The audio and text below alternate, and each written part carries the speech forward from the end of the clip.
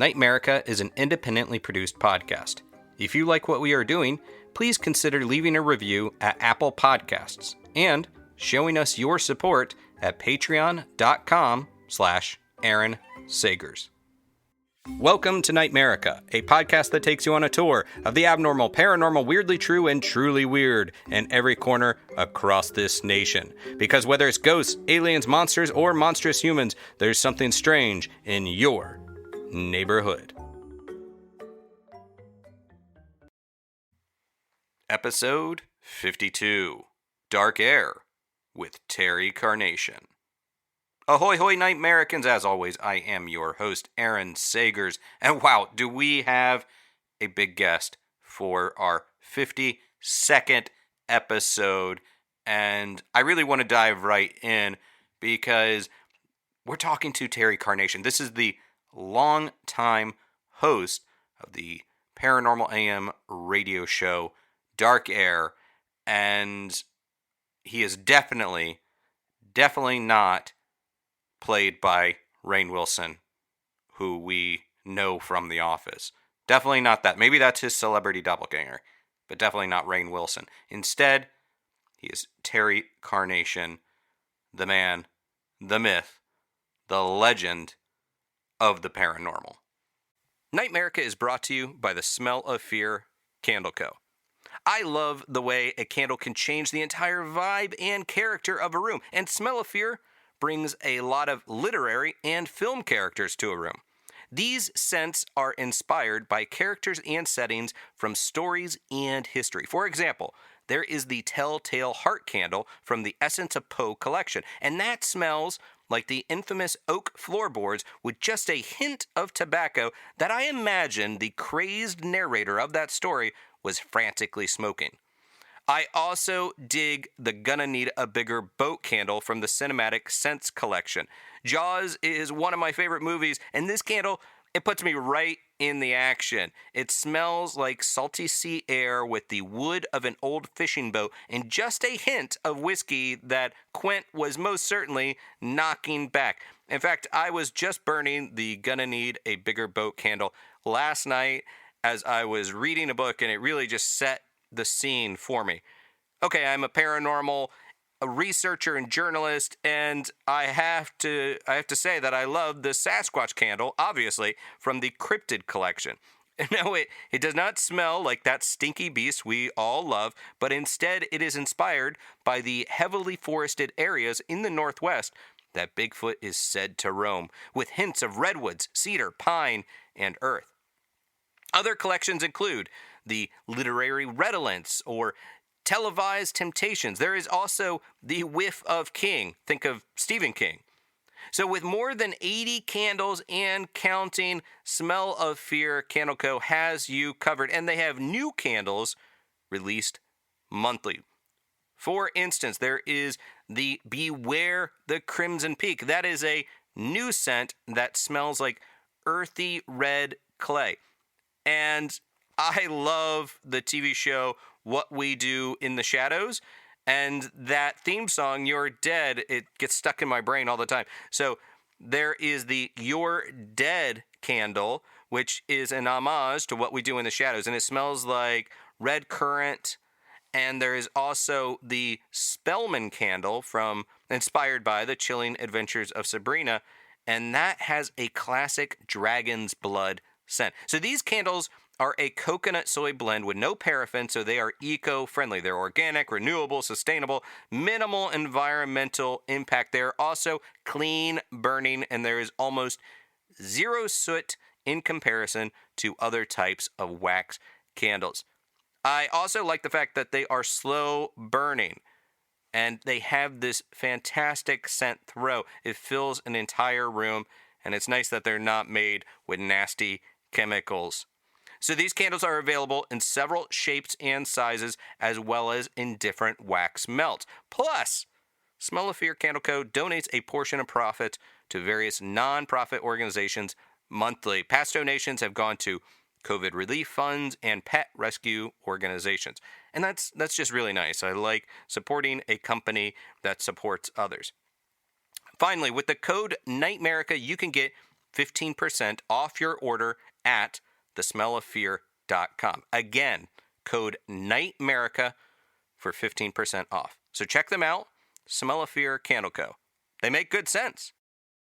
The word legend gets thrown around an awful lot, but once in a generation, maybe twice, 3 times tops, a true legend emerges who so perfectly personifies their world. And in this case, that world is very much weird. It is unexplained. It is paranormal. He is the long running late night radio host for Dark Air with Terry Carnation, and his life and his explorations are now being chronicled in podcast form, with new episodes dropping every Thursday, wherever you download your preferred podcasts. So, ladies, gentlemen, reptilians, please welcome the one, the only, Mr. Terry Carnation. Terry, I mean, thank you. Thank you for your time, man. I know you are a busy, busy guy. I'm really not busy at all. I don't have anything to do today. So thank God you took me out of my mental anguish. Well, I mean, I have to admit, I'm a little nervous because I have interviewed world leaders, celebrities, at least one guy who said he was royalty on Zeta Reticuli, but you make me nervous. So I'm a fan. I am, dare I say, a pupil of your work. And I need to pick your brain a little bit, because we know Terry Carnation, the legend. We know the man now, but did you know as a child, when you were little Terry, like, when did you know that you were different, that you had a proclivity to these topics that maybe others found strange, unusual, fringe? Yes, thank you, Aaron. Little Terry. It's funny when you mentioned little Terry, a tear wells up in my eye. I feel great sorrow for little Terry. It's like if he were here right now, I wish I could give him a hug. And maybe that's healthy. Maybe that's how we all should be. Little Aaron could give little Aaron a hug, you know? Little Donald Trump could give little Donald Trump a hug, you know? I Anyhow, that's neither here nor there. I'm so thrilled to be here. And I'm sorry, was there a question? Well, I mean, the little Terry, and I think you're right. Oh yes, no, We I could all remember little give. Terry. Little Terry. I'm sorry to jumping back and forth and around. I woke up and just drank a bottle of cough syrup for no good reason. Um, so I'm a little addled. But that being said, yes, what made Terry Terry? I suppose, and I haven't spoken about this very much. This might be in the book of Terry Carnation, and that is, oh goodness gracious. Um, well, my you saw the movie Ghost Dad? I did, yeah. I think I Yes. dare say it's a classic. What happened to Bill Cosby, notwithstanding. Bill Cosby, who's now become like Voldemort, he who shall not be named. Bill Cosby, star of Ghost Dad.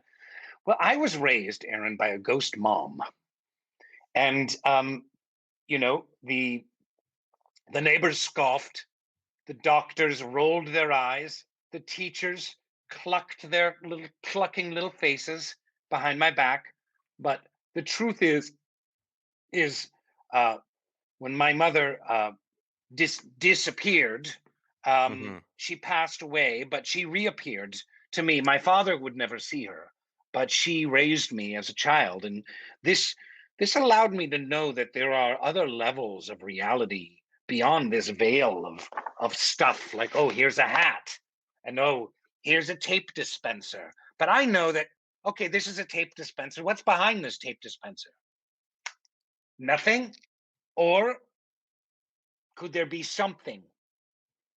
Not you know, understand what I'm saying. So my mother, we loved each other very much. She was extremely kind and gracious. She would make me just delicious peanut butter and jelly sandwiches. Now, of course, she was spectral, so Right. she couldn't actually make the sandwiches. She would her spectral hands would go through the knife and the bread. So I would need to make them. But we would talk and laugh and laugh. And there was so much love in the room. And, you know, Dr. Heskovitz said, oh, he's delusional. You know, he's making up a fictional character. It's like a pretend little friend, but imaginary friend. And but I know, and I think you know, that she was there, and that set me on a course towards uh, a great um, exploration. Well, you really do talk about something that, of course, the doctors are going to dismiss this kind of thing, but the people that have really done the research are very familiar with these cases of spectral parenting.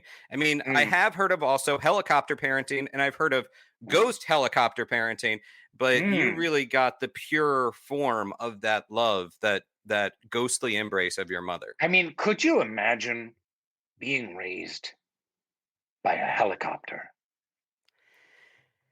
It just seems like a very spinning existence, just all over the place.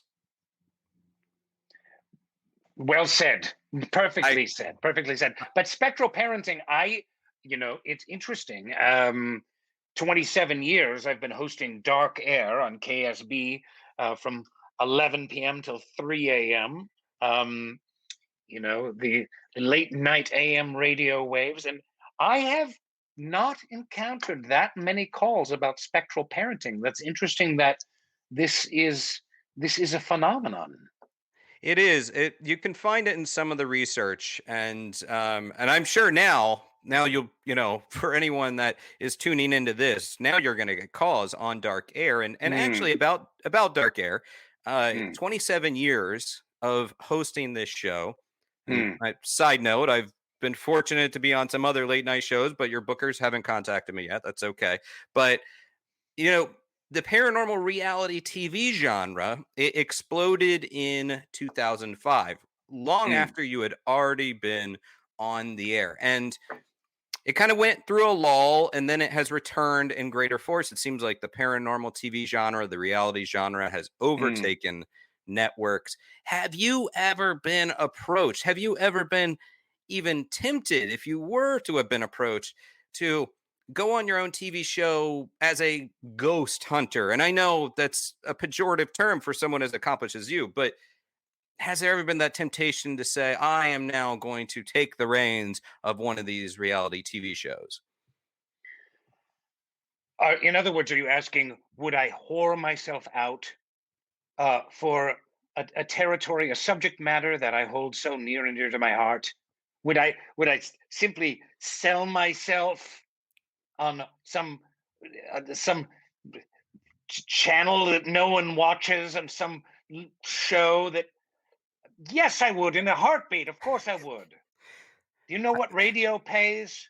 I make $218 per show, Aaron.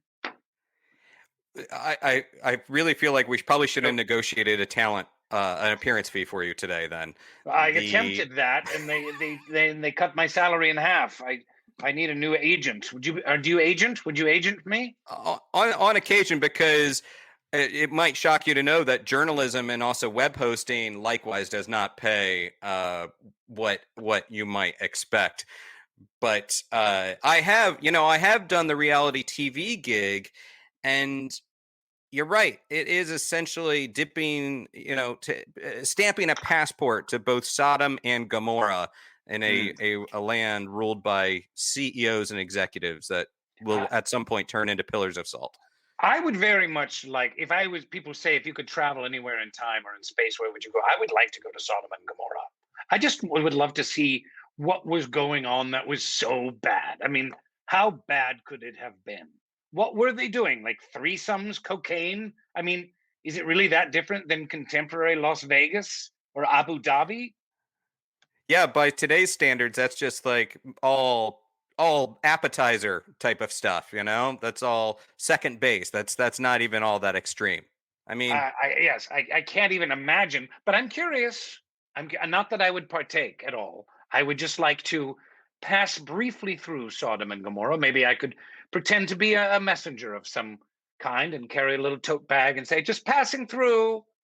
Nothing to see here.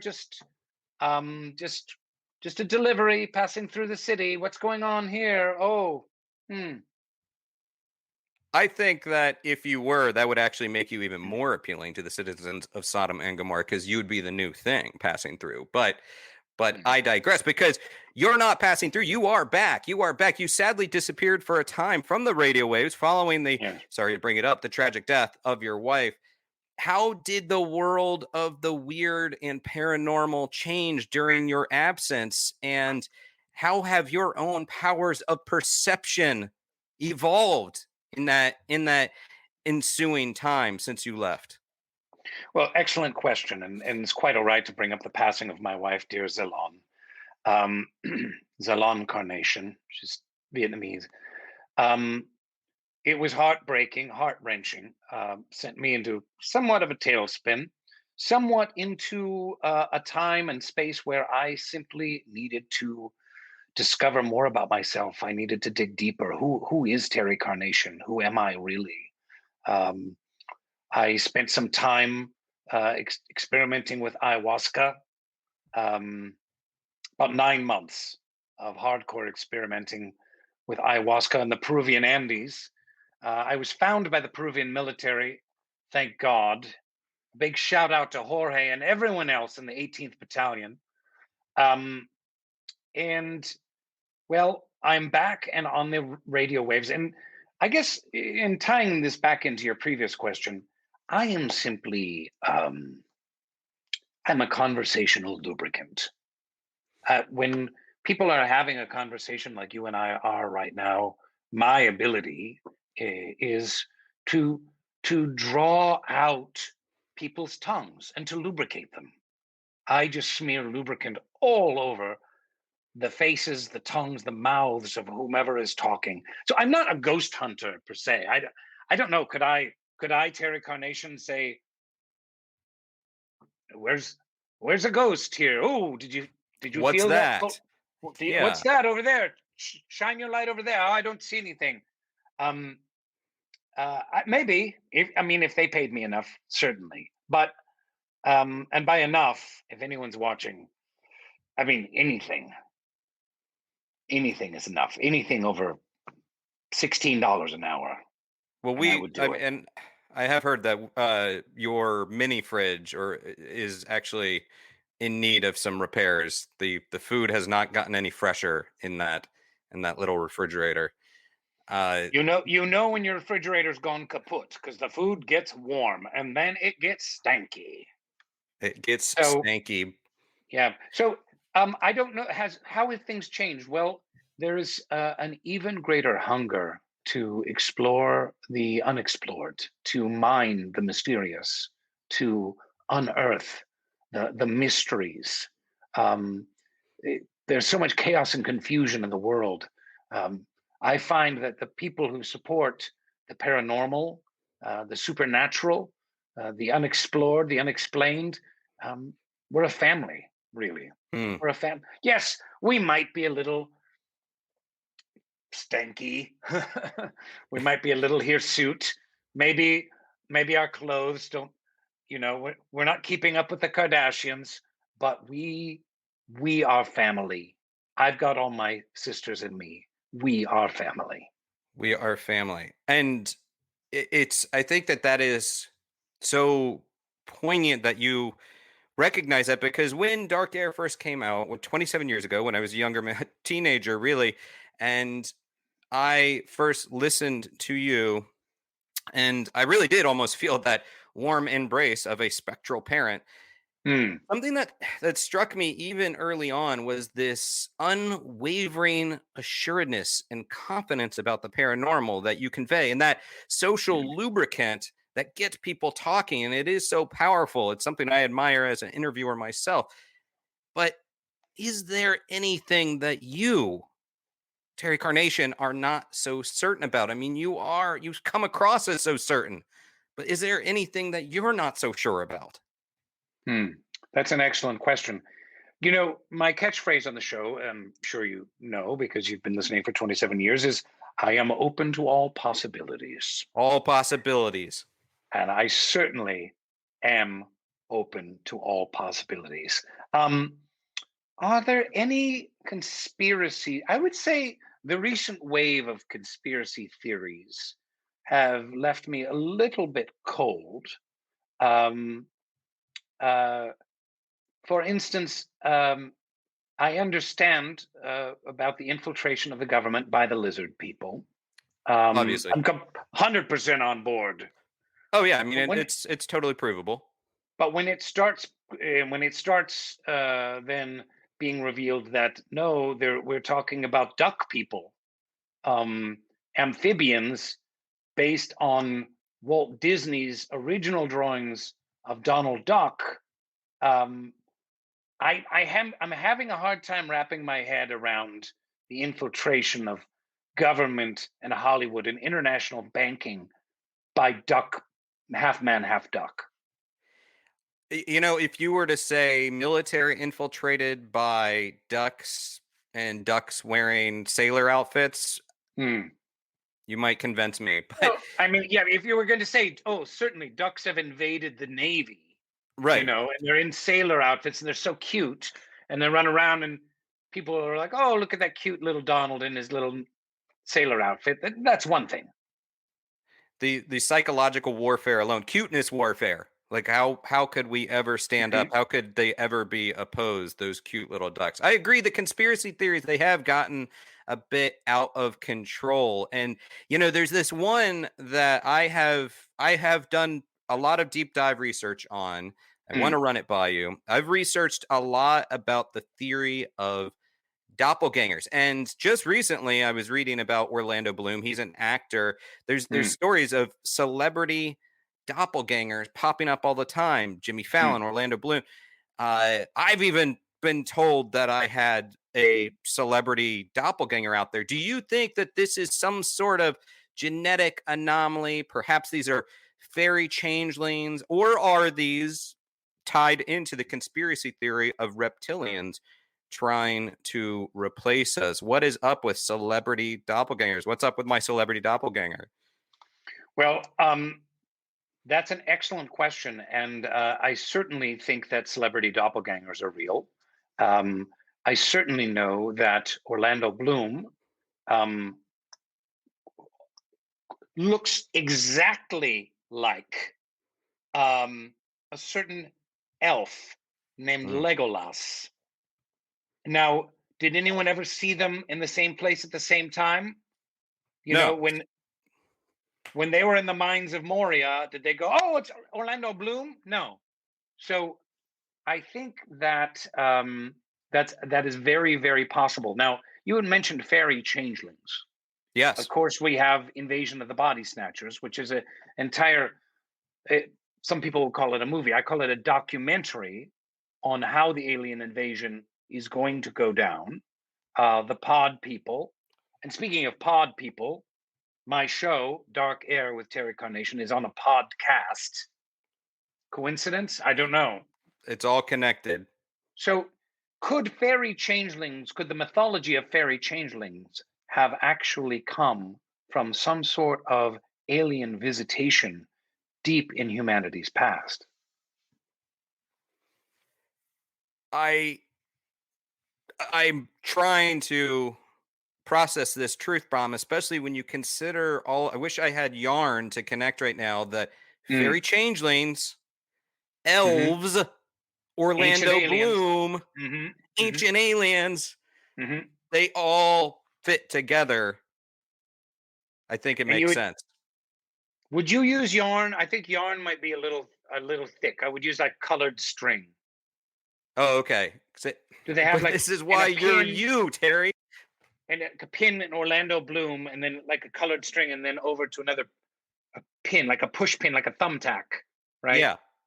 But if you were using yarn, well, I suppose if you had a large enough, if you were using the entirety of a wall, then yarn might be appropriate. But I anyhow, do think that I think that this is why you're you, the legend, the man, and I am the one just excited to talk to you. Well, I know we have to let you go in a minute, but if I may, I have one more question, just because something that really presses on me is that we talk about Bigfoots, we talk about aliens, talk about ghosts.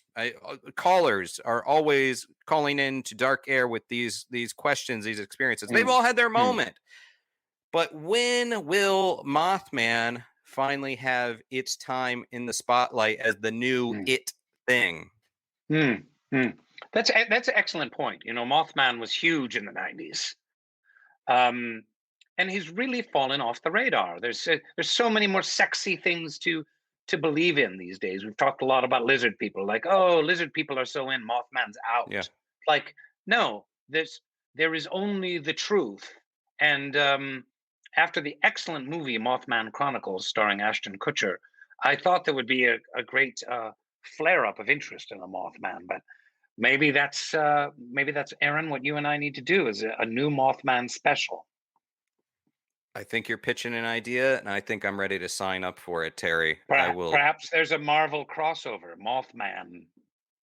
The new MCU, the Mothman Cinematic Universe. Yes, or that. Yes, certainly. Yeah, let's greenlight it now. I will say no more because we should keep these ideas private, get the contracts going before anyone else jumps on this. Well, that said, sir. By the way, am I getting paid for this interview? Is there a fee? Is there a talent fee? There's a an internet talent fee. We can pay you in NFTs, the non-fungible tokens. They say they're very profitable right now. Wouldn't you rather have a fungible token? I find them more tasty. I find them tastier. My token's fungible. Yeah, you'd want them much more fungible. Well, let's work something out. Even if there was like a gift certificate or something like that to TGI Fridays. I think at least an edible arrangement, but the hang up is it's all like honeydew. Yeah. Honeydew is to edible arrangements as carnations are to floral arrangements. They're the grandmother soap of fruit, Seems like a good idea, but just not for decoration purposes only. You got one bite of honeydew and you're like, oh, not bad. And then the second one, you're like, oh, why did I eat the second one? And then you throw the rest out. Let's face it. Yeah, and then I have a third actually, and then I really regret my life choices. But I don't regret that you are back, sir. You are back. And not only can we listen to Dark Air every night on AM radio, we can follow your chronicles on the Dark Air with Terry Carnation podcast. New episodes drop every Thursday, and people can also follow you on, I know you hate social media, but they can follow you on social media at Terry Carnation and at Dark Air. My assistant Jeet runs those things, so apparently they're out there. But yes, you can follow at Terry Carnation. And, podcasts, interesting. They're essentially just a radio show that you can download onto your iPod. You can. I mean, I'm more of a Zune guy, but you can get them right in that and carry them with. I mean, with the space on my Zune. Player, yeah. Whichever MP3 player you're most fond of, I can carry on my iPod up to, I think it's 17 hours worth of audio. It's remarkable. And they say that, skeptics that don't believe aliens are influencing our technology, my 5 gigabyte device, totally aliens. How did we go from cassette decks to 5 gigabytes of memory on a small MP3 player? I mean, it's something fishy is going on there, and by fishy I mean alien. Not saying it's aliens, but it's aliens. Well, thank you so much, and I hope that everyone will download and listen to Dark Air with Terry Carnation wherever fine podcasts are disseminated, shall we say. All on their Zunes and iPods. Terry, thank you so much. You are a legend, and I am honored to have spoken with you. Great. I'll just wait to find out about that fee, the tokens, or the gift certificates. So, thank you.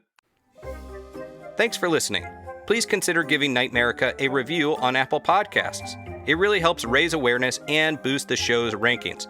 Also, give me a follow on social media at NightMerica on Instagram and Facebook, and at Aaron Sagers on Instagram and Twitter. And share NightMerica with your friends. If you are able, I'd really appreciate your support on patreon.com/Aaron Sagers, where I also create tiki recipes, hold live streams, and share exclusive content. If you'd like to share your own paranormal stories or get paranormal advice for entertainment purposes only, email nightmericashow@gmail.com.